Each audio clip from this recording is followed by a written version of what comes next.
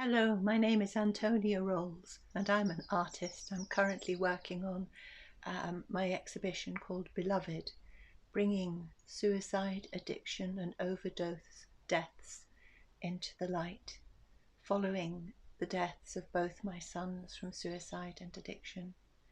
I'm creating a series of small videos describing and talking about this landscape that so many of us have to walk, having lost somebody to suicide, addictions and overdoses and any other kind of traumatic death, and any death at all. I always say there is no competition in grief. Grief is grief. If you've lost somebody, then you hurt. Today I want to talk about the importance of light, because addiction and suicide and overdose is such a dark subject. It is a given that it is dark.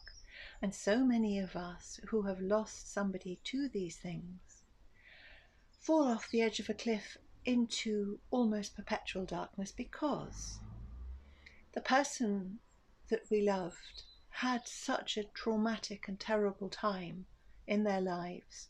We witnessed and were powerless against and railed against and got ill amongst the trauma of their choices, their lives, their pain, their isolation.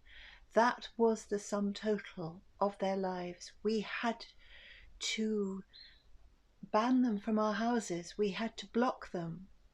We had to save ourselves, and we are and were overcome with guilt and shame about the fact that this was our person, and we were having to do the blocking and the banning and call the police and hide from them.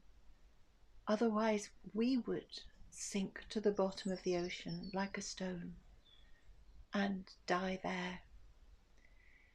It's so dark, it's so distressing, and this is the nature of darkness. It is cruel, it's insidious, it's cleverer than we are, and it makes us think that there is no light. And that's one of its main aims, because if we are captured in the darkness, which we see our loved ones with addiction and traumatic lives are captured into the darkness, we, with our guilt and with our pain, our own pain, because we can't save them, we get captured too.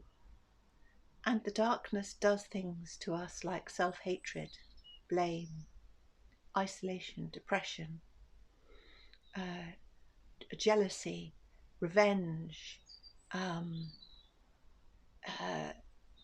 dislike of everybody else, judgmentalism, all the things that are totally negative and go nowhere. I mean, there's a time and place for us to have boundaries, but that's not the same as being covered in darkness. So at the end of this person's life, when they have lived such trauma, real trauma, they die alone and squalid, with needles in their arms or a rope around their neck, or in a gutter somewhere, or in a house somewhere, or in somewhere, but their death wasn't the end of a long illness where people looked after them. Their death was the final blow in a terrible traumatic life.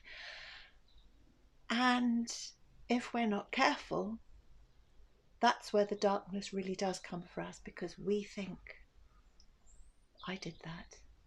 I didn't save them. I wasn't there. And we go over the past and we think, I can see a point where I should have done something different, and if I had, maybe they would be okay. And we blame ourselves, and we sink underneath this shame, because how do we tell people? They say, how are you? How do we say, I'm sinking fast. I've lost my precious son, daughter, husband, wife, person. Oh, I'm so sorry, says that person. How did they die? And you say, they hanged themselves, or they were found under a bridge. I mean, just saying those words makes us feel like there has been this terrible journey through life, and then there is this awful death, and then what? Nothing. Many of us think nothing. Some think that there is eternal damnation for that person, which my belief is, no, that's not true. Don't go there. Don't go there. That's the darkness. Don't go there. And so, having lost this person we loved to such a traumatic end, we then follow them down, and we don't know where to put ourselves. It's hard. It's so hard. This is where my belief in the light comes in.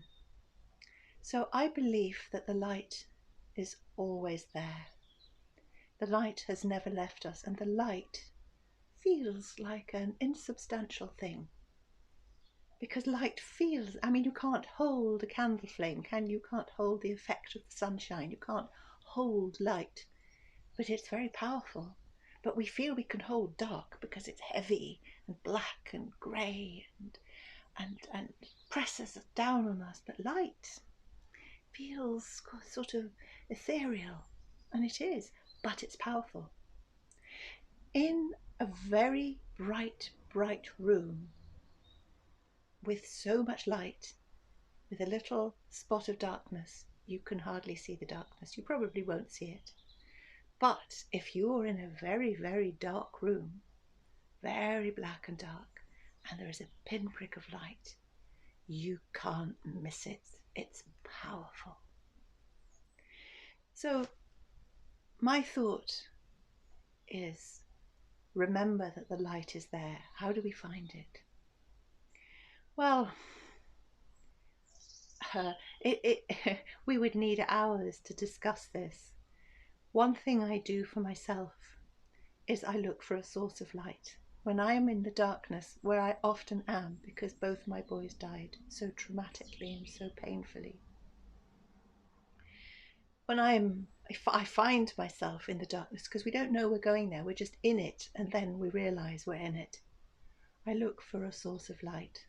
I look for the sunshine, a candle flame, turn on the light, look for a reflection, look for a reflection on something like a saucepan lid. Just put your eyes on the light, it's a circuit breaker, and then take your mind away from what it's dwelling on, because often what we're dwelling on is the past, and we are frantically reliving the past, recreating it, looking for ways in which we could have helped our loved ones. We are frantically taking on all the pain and the power of that past life and making it ours.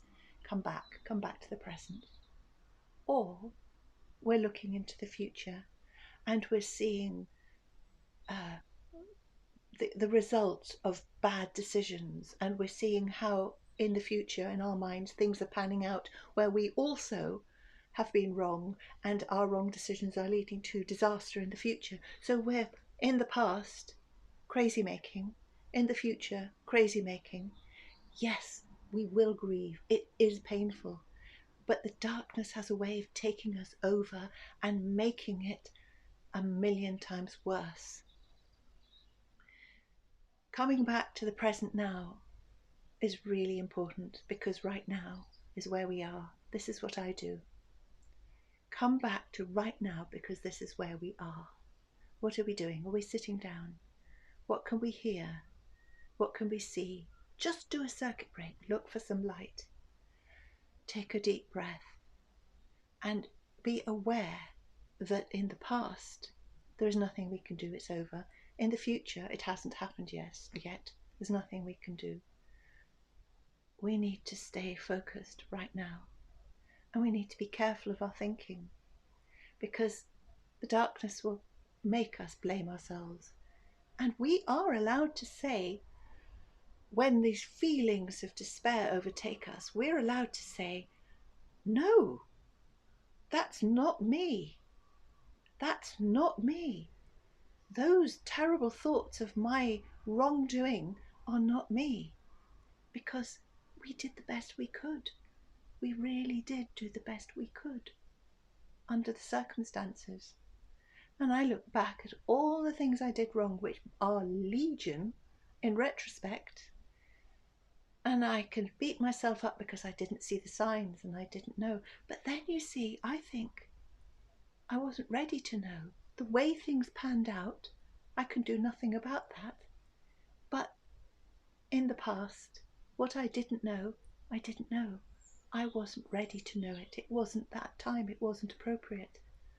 If you see life as a huge journey, that part of the journey, well, it happened because that was the way it was going to happen. Then I think, what can we do about this now? How can we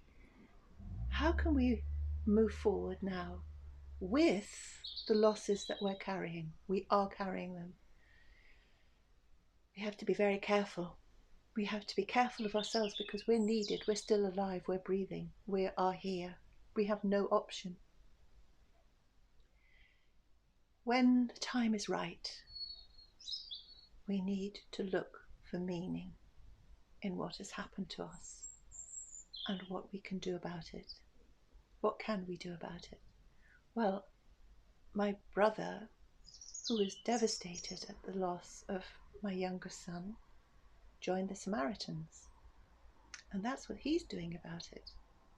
For example, I'm creating this exhibition, Beloved, which you can see a bit here. This is going to be about the light, this painting. And here I'll just introduce you to Jay. There are portraits of people who have been lost to addiction in the Beloved exhibition. And Jay's mum, Christine, just sent me a photograph of her beautiful boy Jay, and I'm putting him into the light.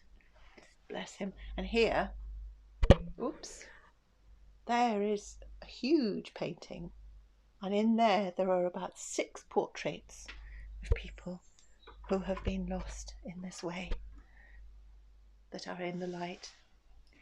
I'll end by saying my belief is that nobody ever dies alone, and that our loved ones, the darkness got their bodies and their minds, but it didn't get their souls. They were taken by the beloveds, and the beloveds are those who have died in this way before, gone into the light, been healed, and now their work is to come down to collect these poor souls as they die in this lonely way.